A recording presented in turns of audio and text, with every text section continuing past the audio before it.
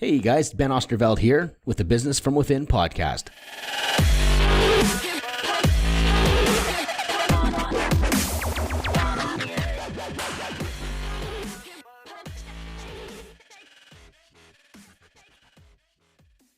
Anyways, this is Ben from the Business from Within podcast. This is our third time Kelsey and I are coming together. I don't even know what we're calling this, but it's love, relationships, and other conversations. And I like that. Yeah, that actually might work. So that might be it. That might be it. But usually that's how it works. Hey, like it's just like I got to really think this through. I've got to spend a couple of days on it. You don't. No. Anyways, Ashley is here. She is in Whistler in a forest by a street. I don't know if she's a hippie or what's going on, but we like it. So I like it. So hi Ashley, how you doing? I'm good. I'm like an inner city hippie, I think. Yeah, that sounds good. So just a little bit of a quick thing for people who haven't heard this kind of episode before. The whole concept is business from within. The idea is that in business, it's really about relationships. At the end of the day, I've coached so many people, and at the end of the day, I've seen so much success. The big breakthroughs, the big jumps in income, the big relationship freedom moves are always coming from the start of a relationship. The personal dialogue that happens in people's heads, the pressure we put on ourselves. It honestly is a relationship conversation, a relationship show. It's just called Business from Within. So this is why Kelsey and I put our heads together and said, let's coach some relationships on this show. And it seems to be working. So that is the little intro for people that wonder what the heck's going on. And Kelsey is, her tag on Instagram is Radical Self-Love. I tell you that not to promote Instagram, but go ahead. It's because that's exactly what she does. She has helped me and my wife in immense ways. We were on the way of divorce, and Kelsey has helped me understand women in a way, understand what actually I really don't totally understand women yet, but I can get through. And honestly, like if anyone ever says that, it's just lies. Anyways, but help me and my wife connect again. And you worked with Renee for a year, and that was transformational. And truly appreciate it. Kelsey's been at my retreats before, and we're good friends. So that's a little intro for people that haven't heard about us yet. And so I guess we'll get going here. Kelsey, you're I'm just kind of thinking, you and Ashley know each other. You guys work together. So why don't you introduce Ashley to the show officially? Okay. So I love being put on the spot. That's nothing. I can do way more than that. I know. No, I'm so excited, Ash, that you're on the show. Ashley and I worked together for, I guess, the last year directly. And to me, Ashley is one of those people who is just so vibrantly full of life. I can always count on her to make me smile, to make me laugh. Just the way that she frames reality and frames her life. She doesn't lose her sense of humor in the seriousness of, how life can get pretty lifey sometimes. And, she's an incredibly talented chef. Oh my God, this woman can cook. It's always been one of my dreams to have a show on the Food Network. And then I met Ashley and I was like, you have to forget it. Show on the Food Network, not me. We should do it together. We should. That would be Comedy Central for sure. But yeah, your cooking skills, and what I really love most about what you do is the level of intentionality that you do it with. So you have such a keen eye for detail, and you have this really strong value around consideration, and you really do consider other people. You consider the quality of what you're putting out into the world, and you have a really high standard around that. And I think that that's one of the most extraordinary things about you. And I'm just so thrilled that you're on the show today. So thrilled. Does that work for an intro? No, that's not bad. Ashley, gonna make me cry. Like, I really want to get to know you now, Liz. I feel like you just want to eat my food. I already tried to pitch a show where in Whistler eating her food when you weren't here. But I didn't think she bought into it yet, but we'll get to know each other. Oh, The purpose so of this good. is so we can have dinner and you cook. So Yes. For everybody. but that was beautiful, Kelsey. It's beautiful. Oh, Oh, we're we jumping. lost over the here. video. Oh, we lost the video. Oh, I'm coming back. Okay. Okay. I'm just trying to purchase more data because it's almost running out. I'm back. Okay. If I lose you guys, it's because my data's all weird in the forest, and I just have to keep topping it up. So we just have to get real fast, bang this out, have a quick little breakthrough. It's funny, actually, on that point, we kind of do think like that. Hey, let me just get this worked out. Sometimes it just doesn't happen the way we want it. I'll just let this go. It doesn't happen that way all the time. No. So Ashley, why the heck are you on the show? Like, why would you put yourself? This is like, I don't know how many viewers we got, but enough to be like, what the heck are you going on the show for? And I'd love to hear a little bit about where you're at.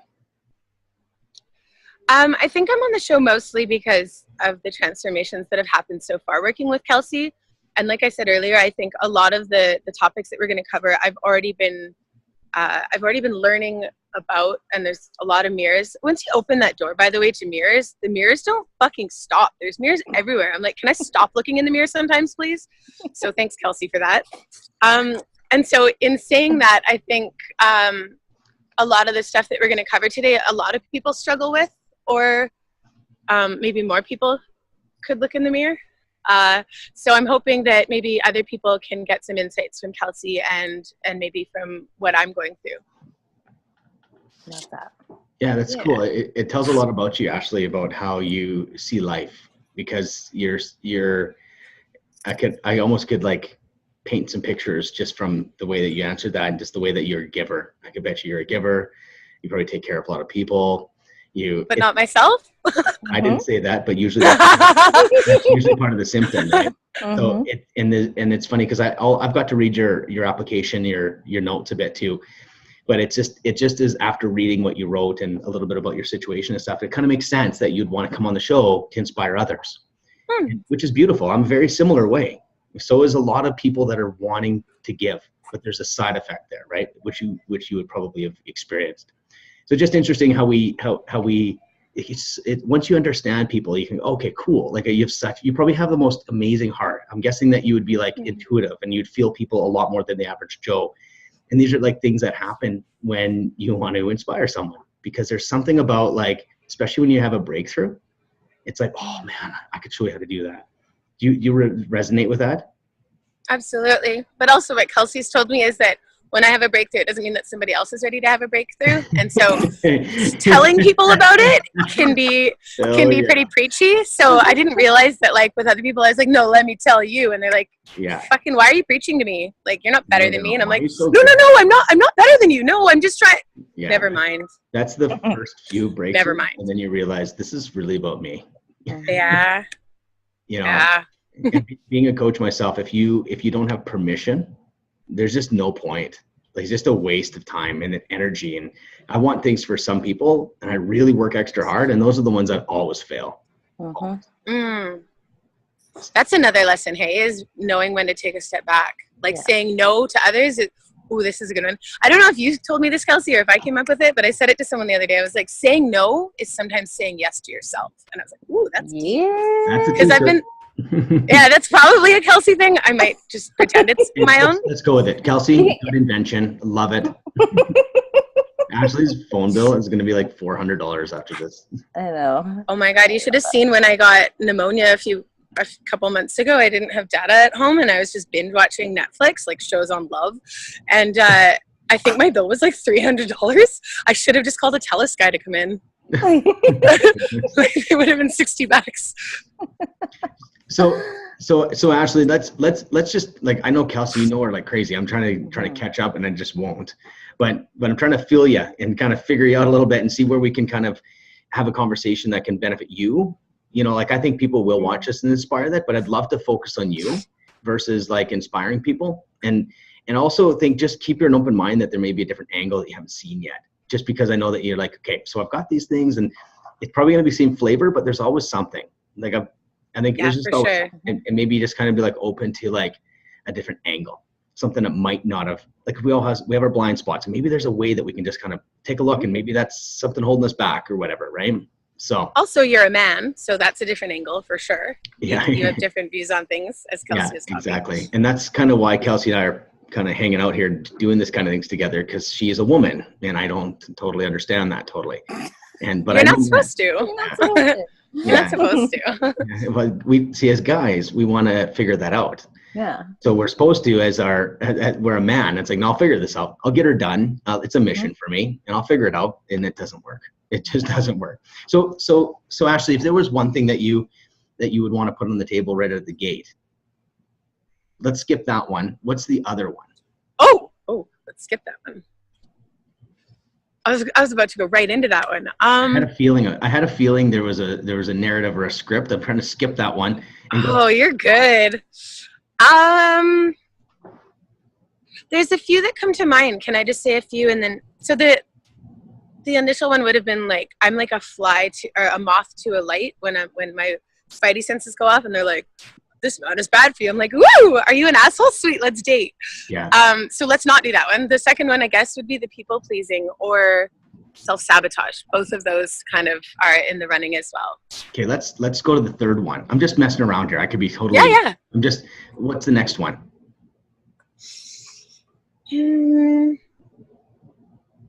I mean, they all kind of go hand in hand. It's not a problem.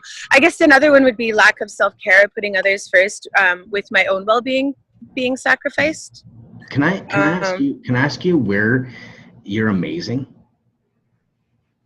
Where I'm amazing.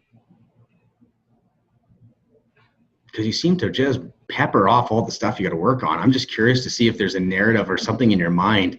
I'm really good at cooking, and I'm really good at caring for others. Yeah. I'm really good at dancing badly. I love that. Like, you know those sayings, like dance like no one's watching? I used to, like, because I danced as a child, everything to me was like, and 1 and 2 pirouette and 4, and I was like the one at the school dances, like, and now I'm like, I don't give a fuck, and I just dance. Awesome. And it's quite silly, and I've been referred to as Elaine, so I'm really good at dancing like I don't give a fuck. That's like something that I would wish I could have, but I'm not.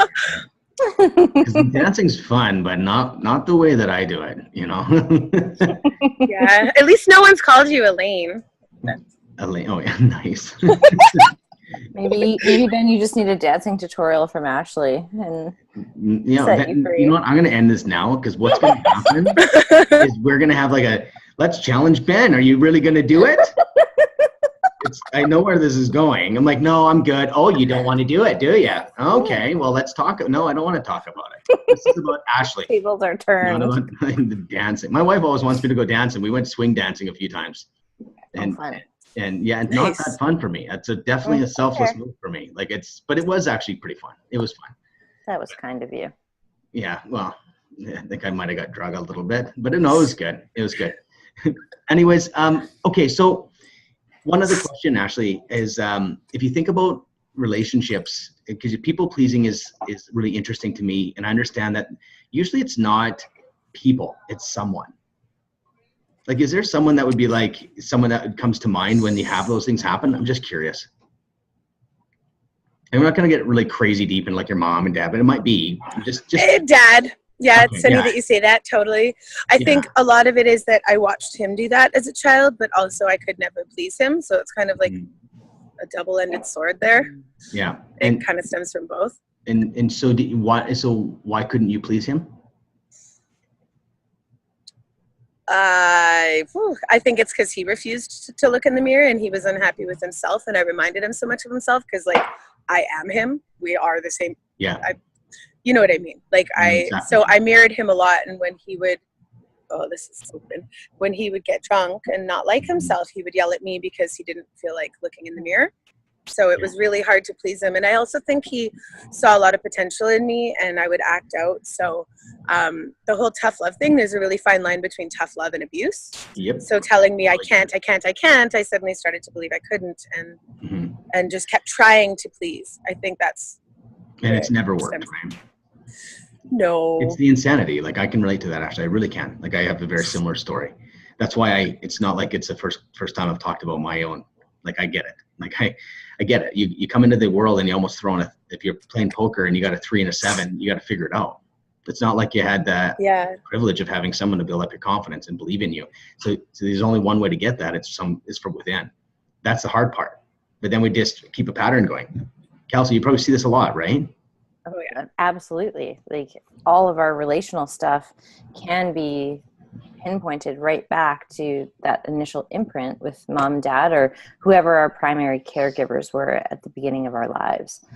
And so whatever they were modeling, we're going to pick up, but also how they were interacting with us starts to shape our view of not only the world, but the view of ourselves. And as children, we don't have the capacity for critical thinking. So we haven't developed that piece yet to think, oh, this is dad's stuff. This is dad's model of the world, and he's just projecting that onto me. Like, we don't have that capacity as children. We develop that in the phase where we're starting to individuate from our family system. So we're starting to find our own voice and our own independence. It usually happens, in young adulthood, anywhere from the second we turn 13 to, early 20s. That's when that's starting to shake out. But until that point, like, we're just observing everything in our environment as truth. And that's what gets imprinted in our psyche. Yeah. And when that's, the model of truth, air quotes, that, you have to turn yourself into a fucking pretzel to try and get love. And even that doesn't work. But, that's the only avenue that we've been shown as children, and we're going to keep doing that. We're going to keep repeating that pattern until we don't, until it gets to the point where we're like, ugh, this is so painful, and my needs aren't being met. It's painful and it's not effective.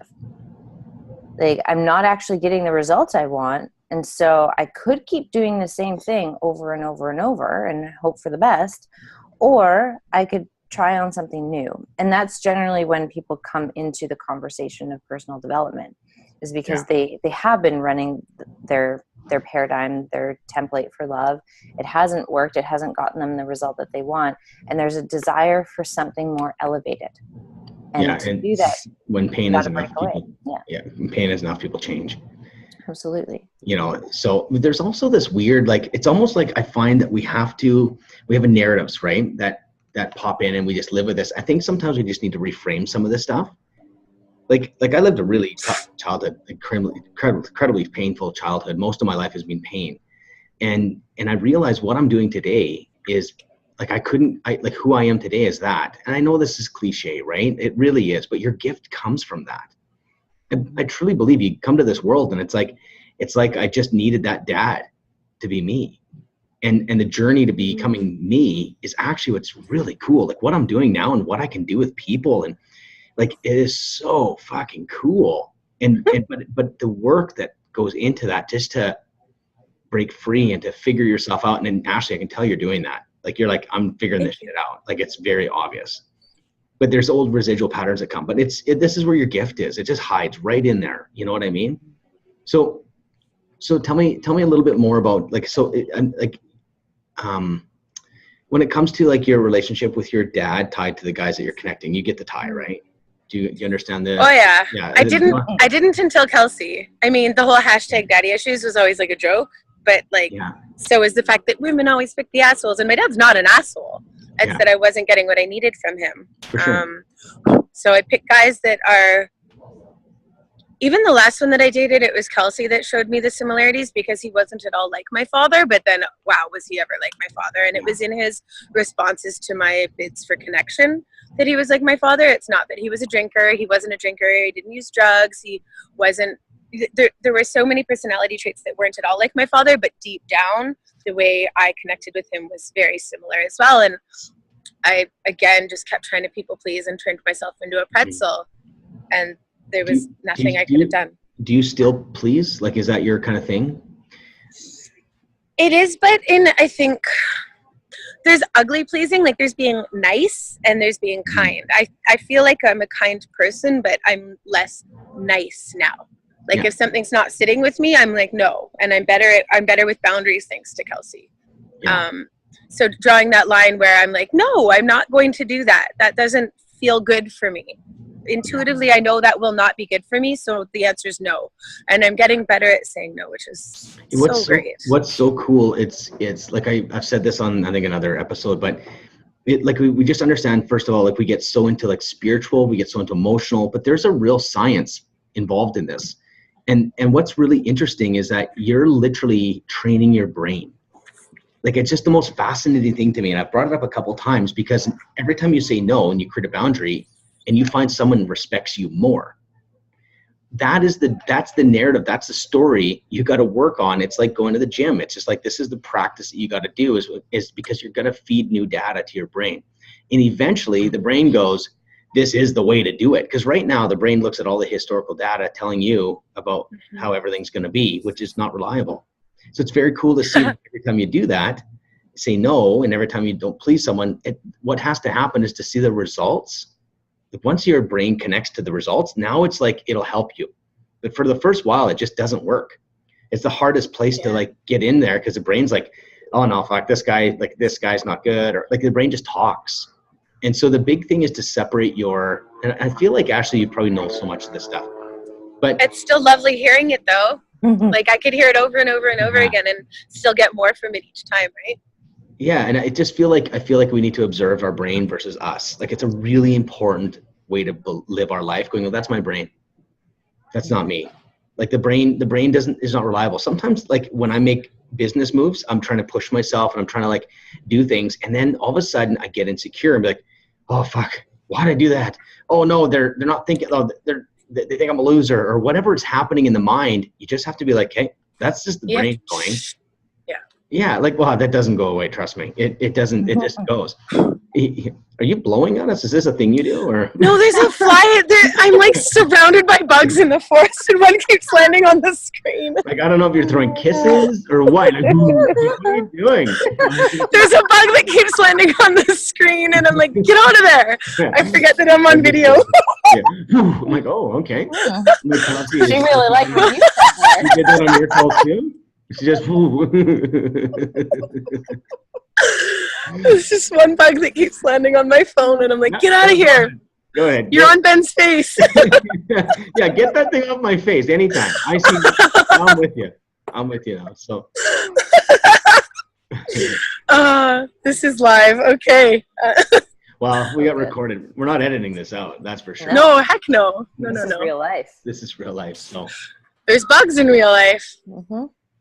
It's a thing in they land on your face, and sometimes you can blow them away. Just blow them away. Yeah, I was just doing you a solid, Ben. Okay. Yeah. No, I should be thanking you.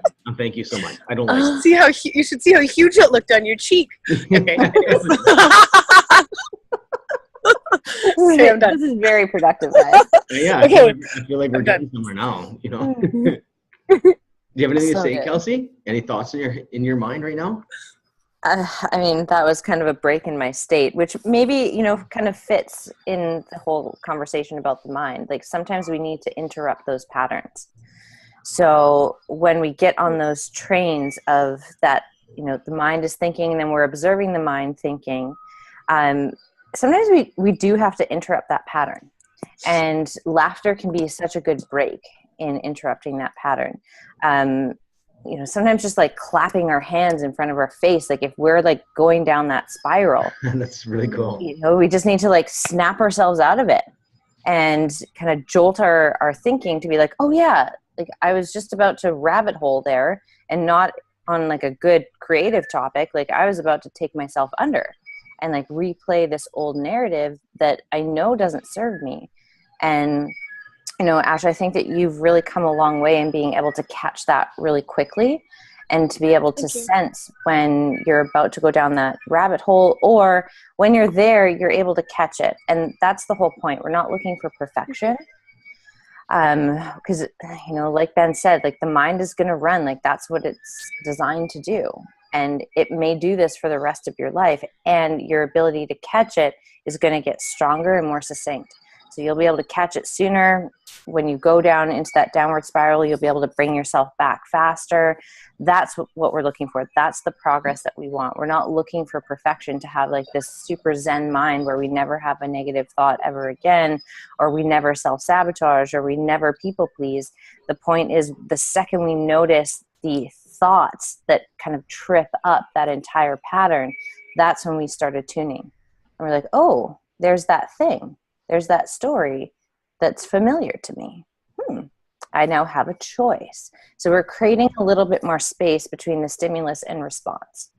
And that's really what we're going for here, because to try and eradicate it out of your system is only going to serve to stress you out and compound that story that you're a failure, that you can't get it right, that there's something fundamentally flawed or wrong with you.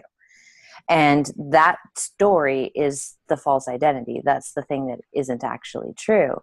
But if we don't, apply a little bit of space in between the stimulus or the trigger and then what we do with that, it's inevitable that we're going to create more and more momentum, more and more evidence to support that old story. Instead, when we give ourselves a little bit of space, all of a sudden we can start building new evidence. We can start building a new story, and our mind's going to wander. So we may as well give it something more elevated to chew on. Like, let's go and find all of the evidence of the ways in which I am self-honoring.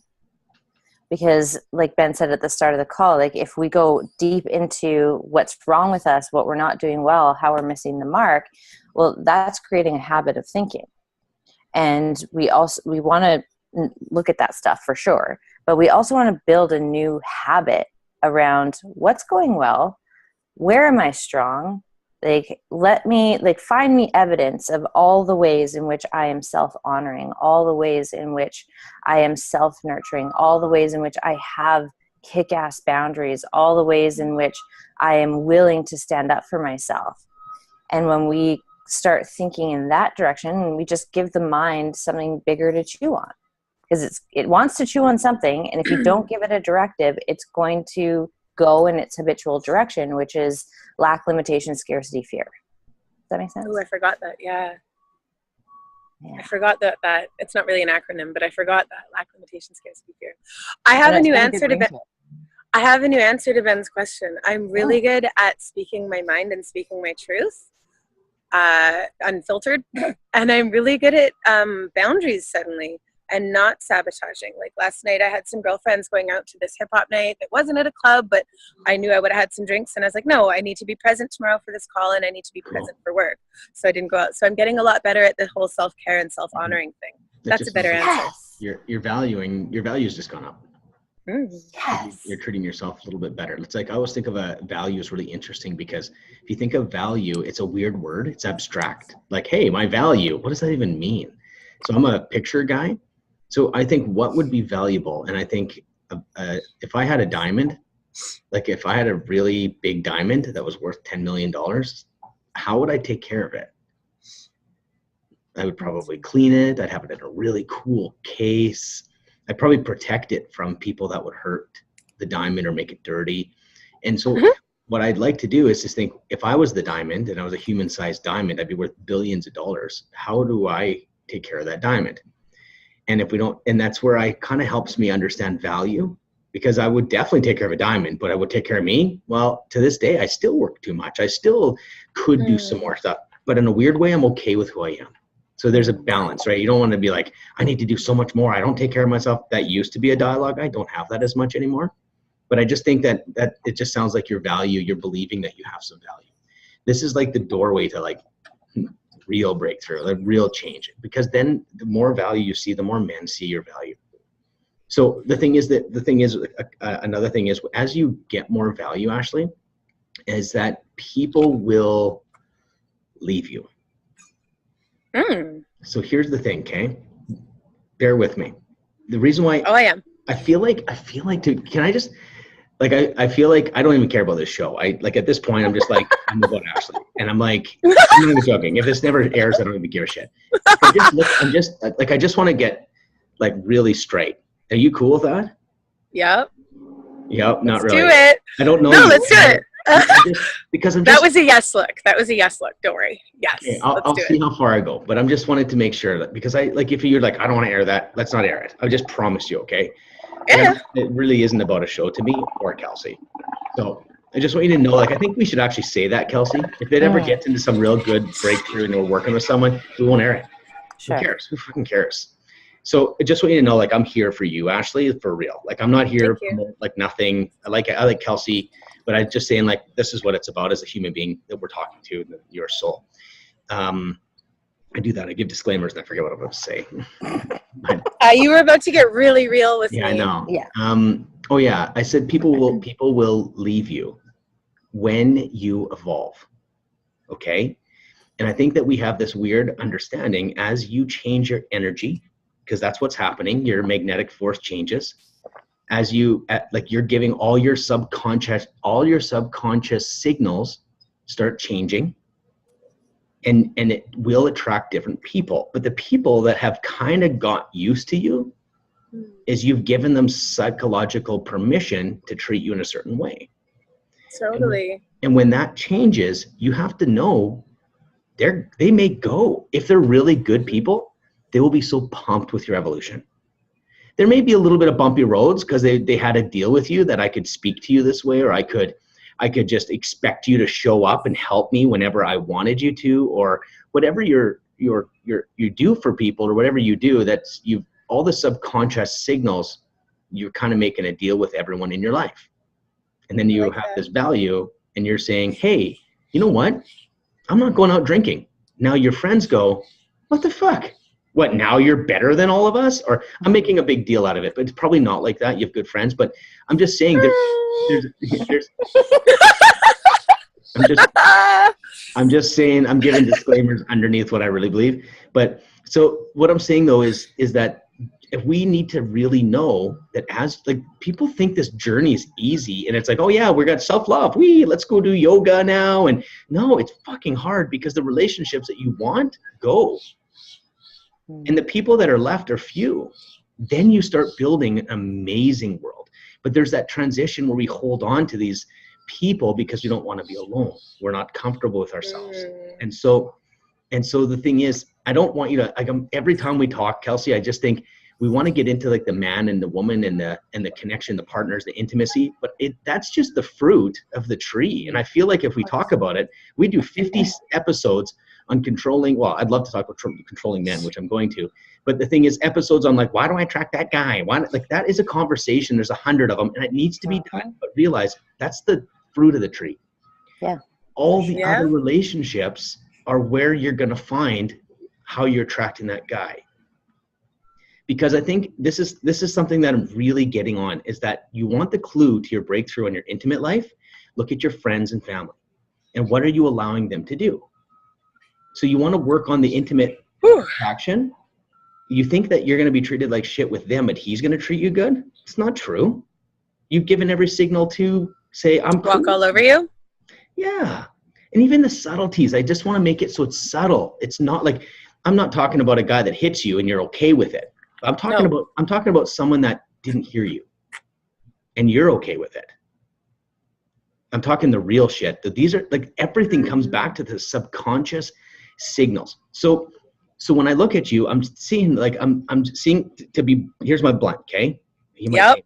I see you as very uncomfortable with yourself. Okay. That's fair. I'm not at all please know I'd never want to hurt you.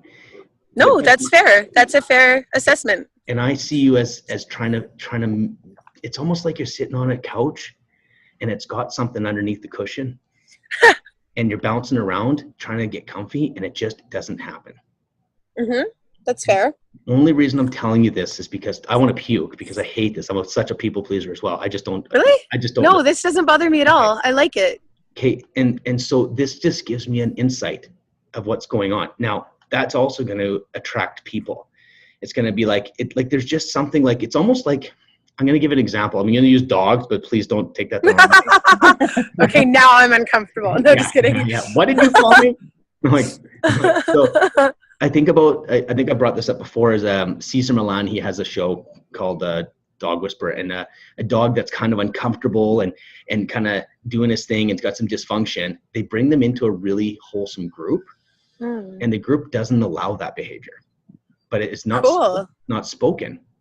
It's not like we don't allow that behavior. Stop being. What happens is you become. They just energetically teach the dog how to behave.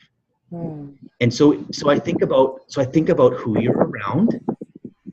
Like if you're around people that were really comfy on the couch, and you're not, well, there'll just be a matter of time before you learn what that is, and you start emulating that behavior. So my thinking is the relationship that you allow yourself to be in is, I think that's why you don't see yourself as totally like legit. Because I think the picture of your universe comes through some people, and I'm going total intuitive now, but no, it's bang on, dude. Bang on. It comes through people, and then you see the world, and you're like, this is how the world is. And I'm like, that's not how I see it, Ashley. I'm sitting here comfy, more comfy with who I am than I've ever been in my life. But I got insecurities. Fuck, I'm scared. I'm still a little bit controlling, and I got all that. But man, I'm not uncomfortable on my couch.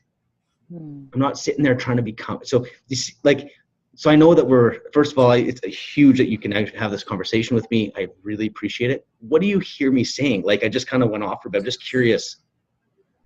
It's bang on. I'm seeing things through a filtered lens of some of the people that I'm hanging out with, but at the same time, I've shed some of those relationships. Some have walked away from me being like, you're all preachy. And I'm like, no, I'm actually getting more happy. And no, I won't do that for you. Sorry. And no, I can't lend you $200 because you didn't pay me back the last 3 times. So I've lost some friends in that way, but also I've walked away from some being like, oh yeah, no, I don't feel like doing cocaine every Saturday. You're gross. Not you're gross, but you know what I mean? Like compassion. But anyways. Yeah, but compassion, I mean, I was there once in my life. So obviously if someone's still doing that, it doesn't mean I need to see things through their lens. So I definitely agree with that. And then also I'm actually uncomfortable on my fucking couch. Like when the guy broke up with me, we're not going to say the unnamed man, broke up with me in January, I had to sit with that uncomfortable feeling till it was no longer uncomfortable. And at times it's still uncomfortable. And I'd pick up the phone and be like, oh, I should ask that guy in the neighborhood to go for dinner. And then I'd be like, actually, no, because he's going to want to fuck. And I don't feel like having to say no or enduring a shitty conversation. I'd rather be by myself and cry. So it's funny. I had the hardest spring of my life because I was really uncomfortable on my couch. So yeah, that was very intuitive. And I'm so excited about that for you. Like, you don't understand how fucking exciting I am that you're in that. Yeah, this is where it all happens.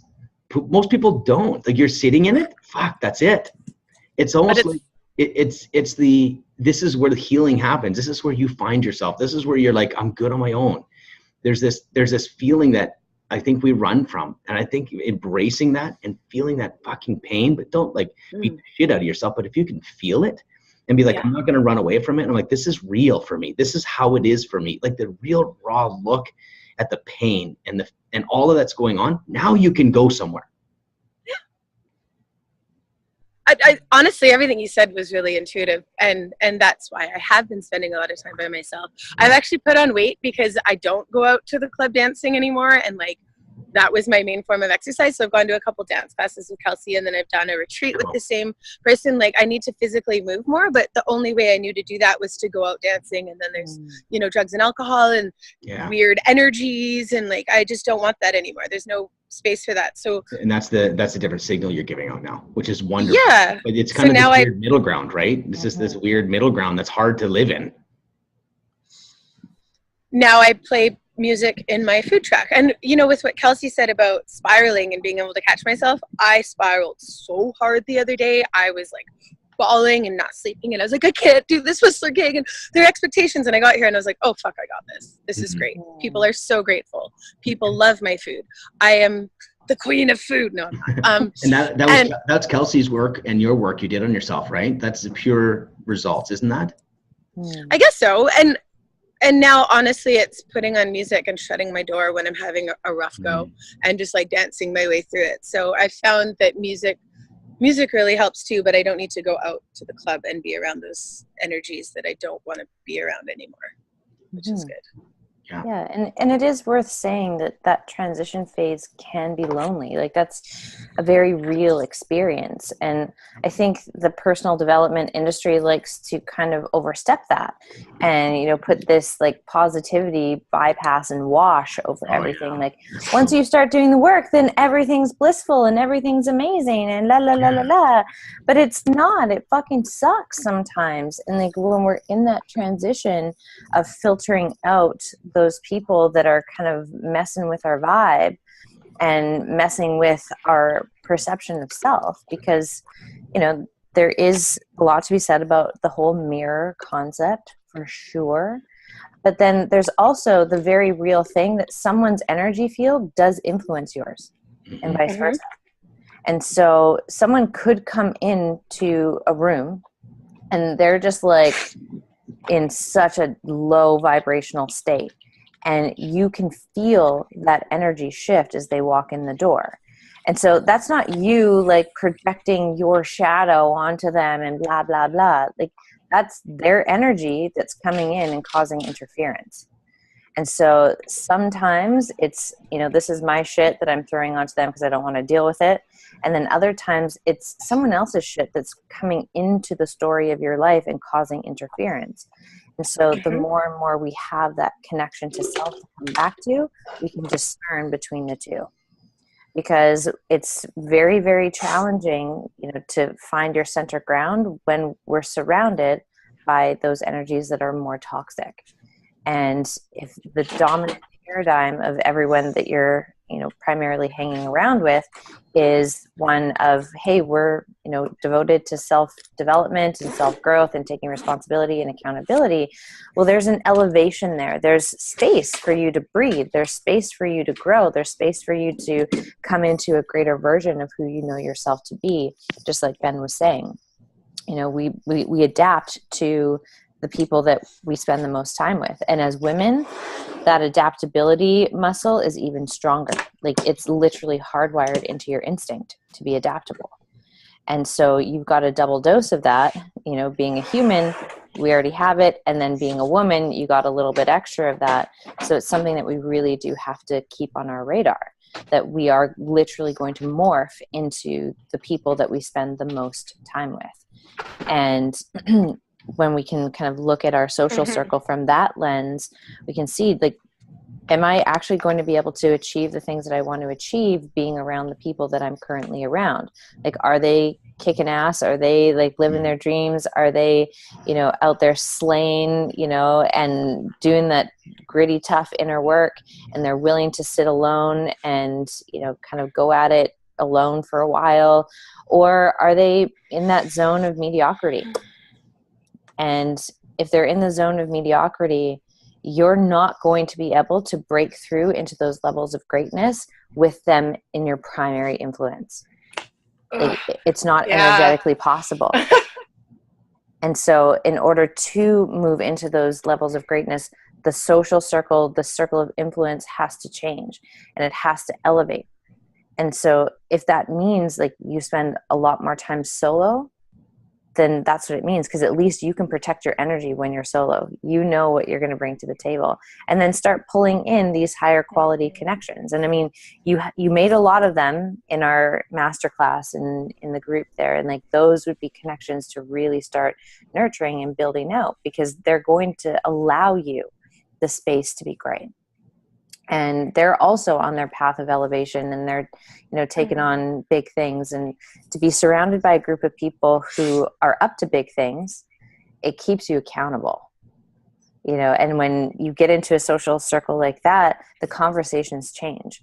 We're no longer talking about people in a social circle where people are up to big shit. We're talking about our dreams. We're talking about maybe sometimes the challenges that come along with following the path of your dreams, but we're talking about how to make the world a better place instead of lack, limitation, scarcity, fear, drama, gossip, like all of those low-level conversations that happen in the zone of mediocrity. Totally. You know all about that, hey? Being a lone wolf for a little bit and then only pulling in the people with higher quality energies. Well, that's just the thing. Like I sat with it. I'm like, what is more important to me? is achieving like my vision for my life, is that more important than being alone right now? Yeah, it is. And so I'm willing to endure the discomfort of feeling lonely or the discomfort of feeling alone in order to devote myself to something of a higher nature, which means I had to move out of instant gratification and move to long-term sustainable fulfillment. And that meant, yeah. So Ashley, it's funny, about 5 minutes ago, I seen your energy change physically. Really? I don't know. Like I said, I'm a little bit whacked out, but it was almost like I got to you. Like you're just not so bouncing around anymore, to be honest. And it's like, it's like I got you. Oh, here we are. I feel like a little bit more like we've landed. And it's like the real side. It's not so bubbly and not so fun, but it's the real side of you. And I feel like this, again, I totally, like I said, I might be going way off left field, but it feels like there's a shift just in like get rid of this stuff. Oh, there we are. There she is. I also moved into my food truck. I did. It was outside. I saw in a zone. Yeah, now you're like, yeah, no. Oh. Yeah. So anyway, what was I gonna say? Thank you. I can't remember now. But about her energy shifting, coming into her. I was talking about people around us and stuff. But anyways, yeah, I can't remember. Who cares? It doesn't matter. It'll come to you. Yeah, maybe not. I don't know. Maybe not. You can hit me up later then. Let me know. Yeah. How are you doing in this conversation? Are you cool? Me? Yeah, absolutely. I find I used to get really butthurt when people would say things like what you said, you're like, I'm sorry and I don't want to offend you. I'm like, no, now bring it. Like especially from someone like you or Kelsey that only means something with love. You're not meaning to hurt me. Anything that you could say to me, I've probably already been like, oh yeah, fuck, I gotta work on that. Or like, oh yeah, that's true. Like I welcome any sort of, it's not even criticism. It's, Kelsey, you reframed it in one of the chapters. Instead of framing something as constructive criticism, it's feedback. Yeah, like any sort of feedback now, I'm like, I welcome. Yeah. So yeah, lay it on me. I feel like us three hanging out here is our kind. That's what I feel. This is our kind. Thank you. Like we can hang out all the time. Like let's talk about real shit. Let's talk about why the fuck we do what we do, and then you can go dance. I'll watch, but but it just finger dancing. Yeah. I'll do this. This is my best dance. I'm the guy that's like the head nod. Yeah, I'm the bobbing head. I never know. I never really I'm a good dancer. I don't know, but I feel like this is really an example, Ashley. Like if you hung out, let's say we hung out every day, like this, we meet as three, get together. There's something that changes, right? Like there's a comfortableness that I carry, comfortableness that Kelsey carries. It would just emulate, like being around people that want to dig in and open, and the conversations that I have, like this is pretty normal. Like, and there's people that are like, pretty much my entire immediate family do not like that. Right. Like, it's got to be controlled. It's got to be like, well, you don't quite understand. I'm like, trust me, I see this, and it's like. This is something that's been. Oh, you got one moment. I'm so sorry. Hi. Hey, sorry. Would it be possible to move this back like 3 feet? I don't have the keys on me. Oh. I don't have the keys on me. Just I'm sorry. say no. I don't even have them on me. I think we're having a boundaries talk here. I know. Sorry. No, and I'm on a business call. I'm so sorry. I can try to go get the keys know. later, but I'm on a business call. I was just saying, say no. It's learn your boundaries. Well, no, he asked me if I could move my truck back 3 feet. They've got to get a lift through or something. And I'm like, I don't even have my keys. Oops. Or do I? Just you did say that pretty quick. I'm like, you did that to me. I'm like, she's got her keys. I know she's got her. So what I'm saying though. I'm not. Well, we're gonna be like 10 minutes. Well, you okay? No, it's all good. I'm quite sure they're in my rain jacket at home. Oh no. It's all good. I didn't mean to had to answer though because I am at work. But I said no. That's yay. Yay. I threw you off there. Sorry. You might be back to it. Okay, cool. Yeah, just about it's just really I think the real takeaway too is that this renegotiating of all your relationships, the renegotiating, but with your subconscious energy, with your boundaries, with all that stuff. There's a process of renegotiating. Like I actually cut my mom and dad out and my extended family, my sister, and for 2 years, because like every time I was with them, I'd feel like a piece of shit. Yeah. And I kept on doing it. My wife goes, "You come home and you're an asshole. Were you with your mom and dad again?" And it was and it was like, oh yeah, because I wanted them to fucking just be my mom and dad, and they never have really been ever. It's been we're okay now, but it's not what I want. But I've totally come to a place where like, that's what it is. But it was the biggest thing I ever had to do was I did the cutoff. I'm not saying take them advice. I'm just saying it more of a reference, is that there's certain people I got pretty aggressive with that I'm not allowing them in my life. And I found myself that way. So it's kind of like a little test. If you want to have a guy that wants to love you and cherish you and all that, I look at my other relationships first. If the other relationships aren't loving and cherishing you, you're probably not going to get a guy that loves and cherishes you. That makes a lot of sense. It's a big one. It's a big one. And now let me ask you a weird question. I'm going to shift gears a little bit. May go somewhere, may not, but now she's nervous. But how, like, so your background is you've had some pretty controlling people come in your life, like controlling men? I'm just reading. No, actually, my father's been quite controlling and still is, but the men I date don't seem to be. Okay. I just seen your didn't you just have like in your, let me just see what we say here. I'm just getting back on my feet from getting out of an emotional and verbally abusive relationship. That's where I'm coming from. Is that Ashley's one? Is that? I'm not sure. It is. I don't think that is it? It says Ashley. What's your last name? There might be two Ashleys. Oh crap. Yeah, I'm like, I don't know. Oh, okay, well, My ex neglected me and made me feel invisible and super shitty about myself and not good enough. But then I figured out that he wasn't enough. But he wasn't verbally abusive at all. It was more that, Kelsey, it was more that. I'm like, what? I don't know. I don't know about that. Like, oh crap. Let's restart. So no, there you are. Do over. I was reading. Abort, rewind, delete. All that stuff I said was not for you. Just so you know. No, I was joking. It's okay. It can be for me too. No. I was totally joking. I was just. I'm not coaching from an application. So. So, anyways, yeah. There's two Ashleys. Just so you know. There's a lot of Ashleys. It's a thing. I used to dislike all Ashleys because it basically meant bitch from the 80s, and then I was like, that's I should reframe that. Yeah. And I met this really strong, really beautiful Ashley that was like really good at art and gorgeous and really good at singing. And I was like, oh, normally I would really, really dislike all of these things about a person, and I want to be friends. It was really cool. It just happened, and I wasn't threatened, and I was in her house, and she was super alpha, and I was like, cool, I'll be beta, whatever. Like, this is your house. And it's cool, and now we're homies. But normally I'm like, I just wouldn't even like you. Look at your perfect lipstick and your perfect face, and you're an Ashley, and now we're homies. It's cool. Glad I'm not named Ashley. This would have gone. I know, right? I would immediately dislike you. No, I'm just kidding. You probably aren't. There's always a little bit of truth in what we say. I know, but now I'm not threatened by the strong women is what I'm getting at. Okay. Through hanging out with Kelsey and the other women that have been doing the work now, and I meet a strong woman, I'm like, oh, hey, what's up? Let's connect. That's not awesome. Like, oh, look at that one. Yeah, it's cool. Women aren't as much competition. They're more allies now, which is so lovely.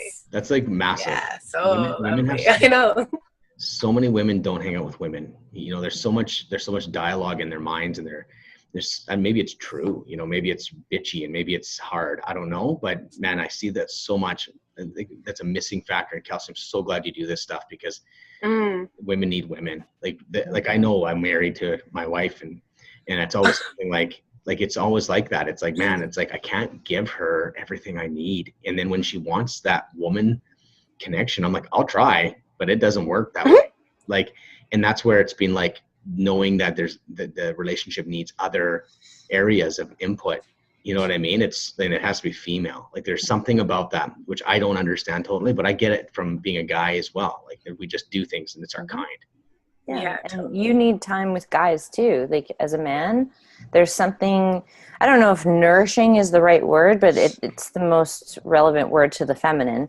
But there's something that nourishes you as a man when you're in connection with men, just like there's something that nourishes a woman by being in the company of other women. But the distinction is they have to be high quality. Otherwise, it pulls us back into that trap of relating where we do fire up those people-pleasing tendencies. Like the second we're in an environment of lack, limitation, scarcity, fear, it will create the conditions for those people-pleasing behaviors to get fired up again. But I do think there's another level, like, because I relate to that, but not as much anymore. And what I'm saying is, I can go with almost anyone, and I'm still me. This is the new level that I'm starting. I'm thinking, obviously, they're getting.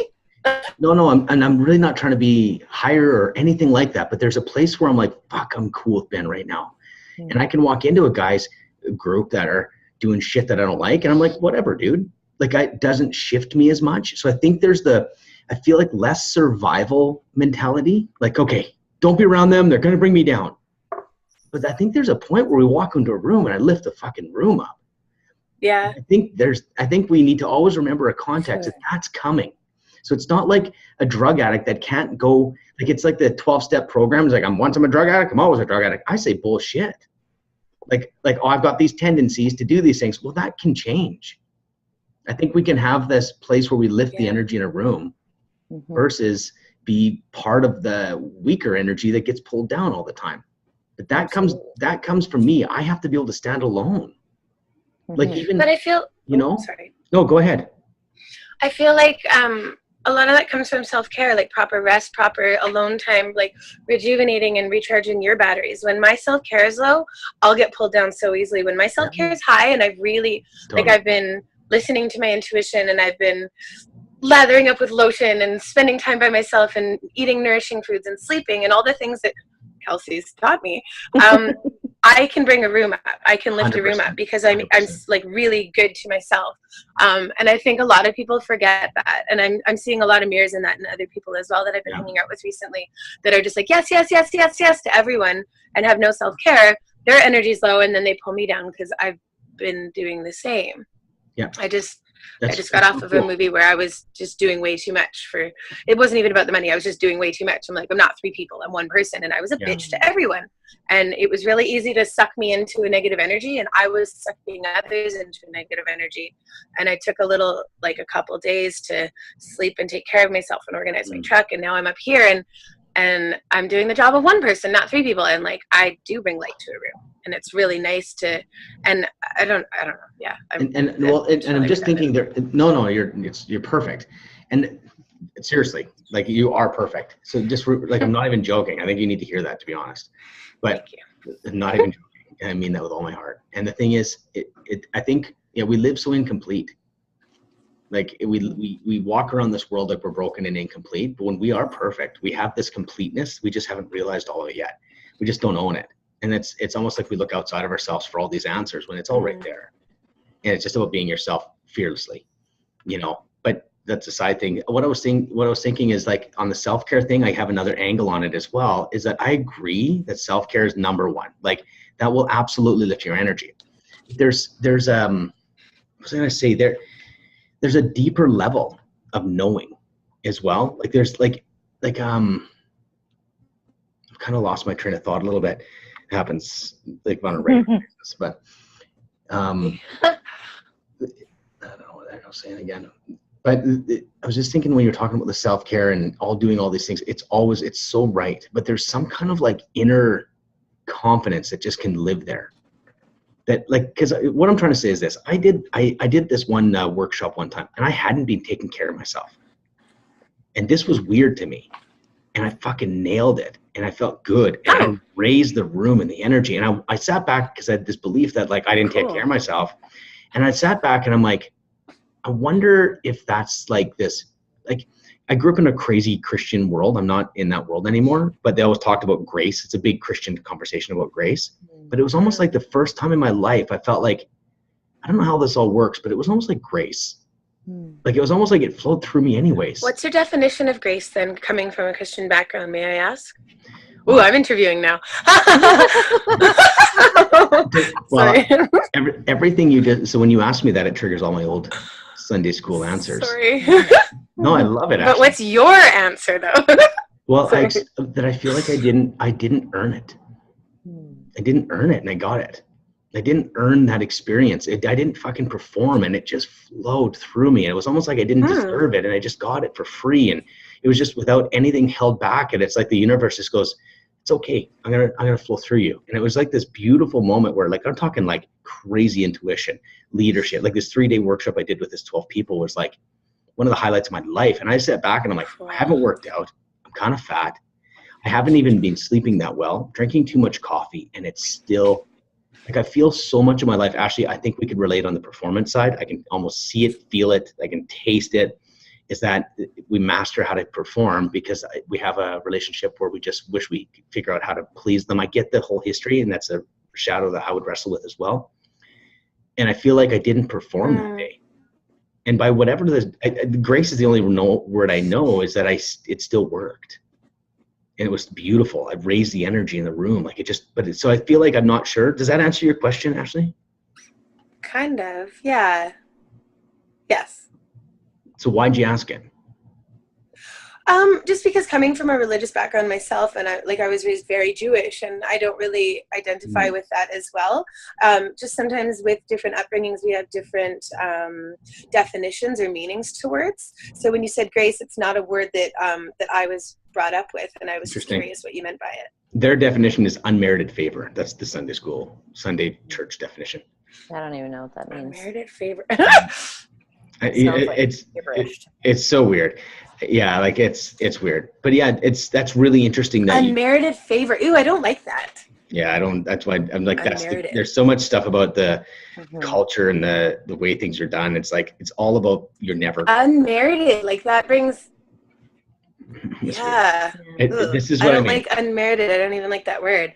Yeah, it's like the word should. I'm never going to use that word, unmerited. So much about the upbringing. If you've grown up in a Jewish community and I grew up as a Christian, it's very similar. Is that there's all these different rules to follow, and this is the way to go. And guilt.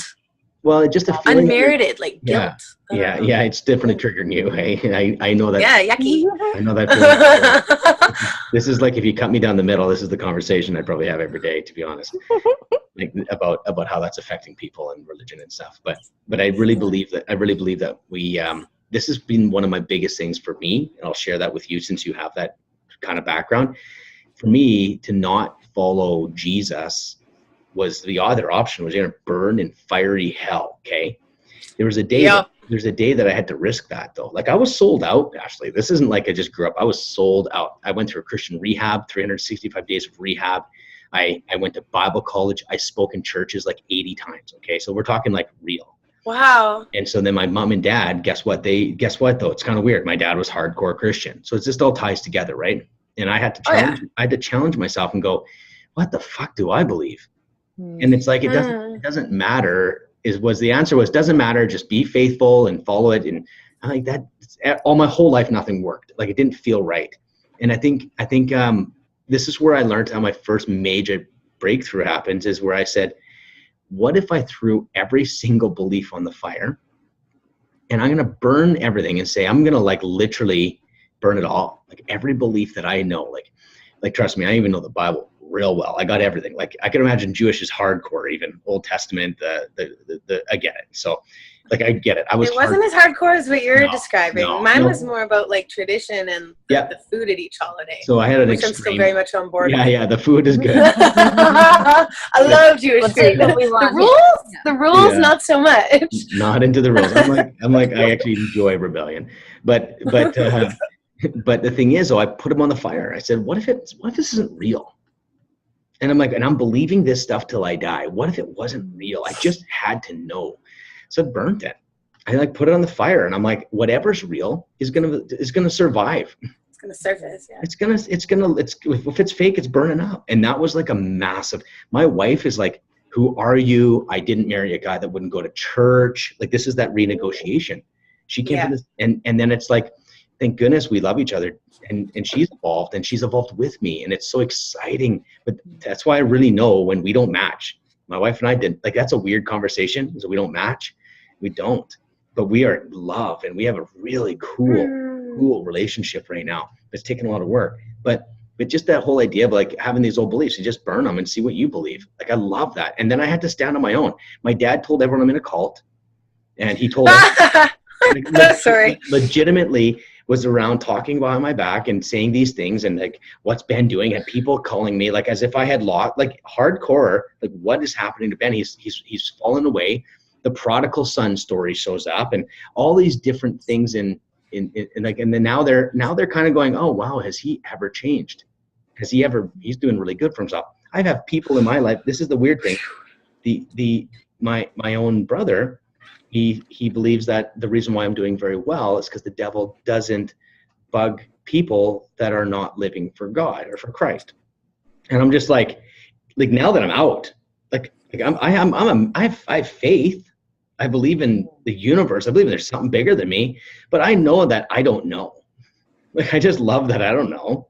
Like, everyone says they know. I don't know, and I'm cool with that. Anyways, I share that with you just because if you have a background like that, I feel like it's not as crazy as mine, but it's definitely a very powerful thing coming from a parent that this is the way.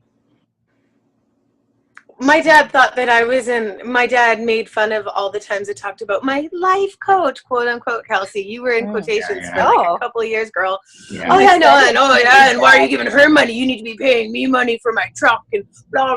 He was just right off doing the work, like, shut up about your work. And now he's straight up like, you've changed. And I'm like, exactly. I have. Thanks, but I don't care what you think. Just kidding, I do. But I do. We desperately a good example of that is at Mother's Day, he had been drinking a bit, and dinner was over, and he was picking at me. And at one point, I picked up my phone and I texted Kelsey, and I was like, thank God I've done this work with you, because you just saved Mother's Day. And it was just me thanking her for like all the work that I've done with her and all of her insight. And my dad was taking pictures of me and my texty face, and it kept getting closer and closer, and he's like, look at what you look like, and flipped his phone on me. And I just got up and I was like, Mom, I love you, I'm leaving. And instead of engaging, I left. And then my sister and my mom both had at him. They were like, what the fuck were you just doing? He's like, I don't know what she's talking about. They're like, yes, you do. You were picking on her, and she did not engage. But I was like, literally, he apologized to me the next day and was like, I've really noticed a change in you. Normally you would have fought me. Yeah. I was like, yeah. It's a win. It's a win.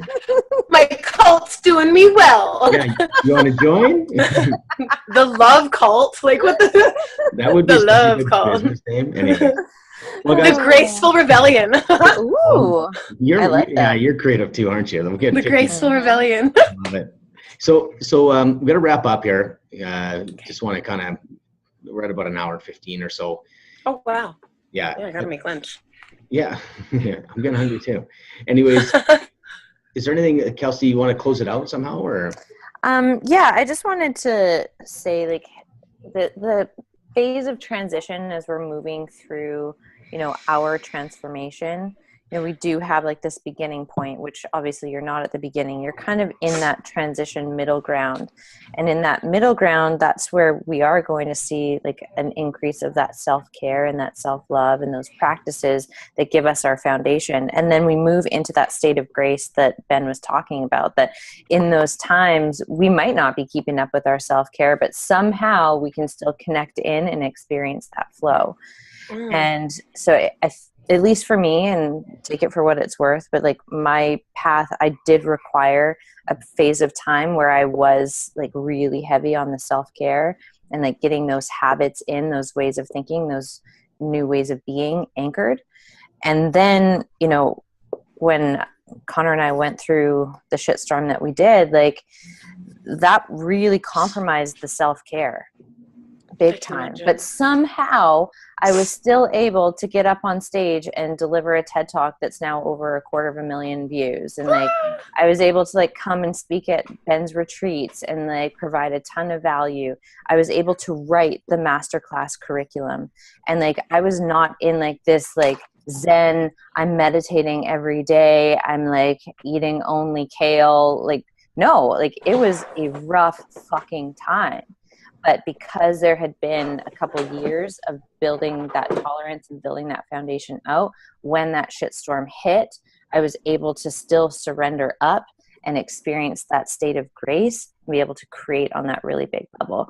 So I just wanted to kind of map out what that had looked like for me, so that, you know, you had that context that, yeah, like there are going to be times that, you know, you're not self-caring, but you're still capable of aligning with that state of grace and that state of flow. And to me, it really comes down to surrender, you know, surrendering, you know, those old ideals and those old beliefs of who we think we are in exchange for who we actually are. That's reassuring and calming. That like calms my soul to know that. And it's funny because I don't have any tattoos, and the one tattoo I would ever get is on my inner wrist, and it would say surrender. That's my fucking lesson in life. Surrender. Like drop the guard, surrender, trust. Yeah. Maybe that's the other wrist. Trust. I love it. So good. Yeah, I feel like I think that's the thing that just needed to be said to close it out. Is there anything that you need to say to be complete today in our conversation? Ben or me? You, Ash. Oh, me. It's about me. No, I'm just so thankful that you guys had me on here. And Ben, thank you for the raw truth and for your views. Because I mean, I've been dealing with Kelsey for a while, but it's really nice to hear someone else's views. Been dealing with her for it was really it was refreshing. No, but sorry, I was like, that wasn't the right word, but she's been dealing with me for a while. So it was nice to hear someone else's views. And yeah, there's a lot of similarities in yours with us too, I think. So thank you both. It's really nice getting to know you, Ashley. It honestly is. And let's stay connected. Jump onto Instagram or Facebook or whatever. Let's stay in touch. Love to see what goes on in everyone's life. You can see my crazy life with all my kids and stuff too. It's kind of fun. Do you know what's funny is your picture popped up before I ever knew who you were, you know, and you're like, photos you might like, and it was you and your wife just like super happy, and it said radical self-love. I liked it, so I liked it, and I was like, who's that? And it's funny that you say you and your wife aren't a match, but it's just love, because I like that picture of all the ones on my Instagram feed popped up, and I clicked it, and I was like, oh wow, that's love, and I liked it. So I liked your photo before even knowing who you were. Yeah, that's it. There's some weird algorithms. Like algorithms is a great word for it. Like weird. I see so many patterns. I'm like, how is that happening? But it's all perfect. So okay, awesome. Yeah, thank you guys very much. You're very Have a wonderful day. Yeah, thanks for being on the show. I think it takes a lot of courage to be real like this, legitimately real, and I think that's so cool. Okay, I'm gonna. Thank you. Yeah, I really got that courage. Yeah. and pipes. Okay, I'm gonna go make lunch for 22 people. Bye. Amazing. Okay, Bye. have a good one. See ya. Bye.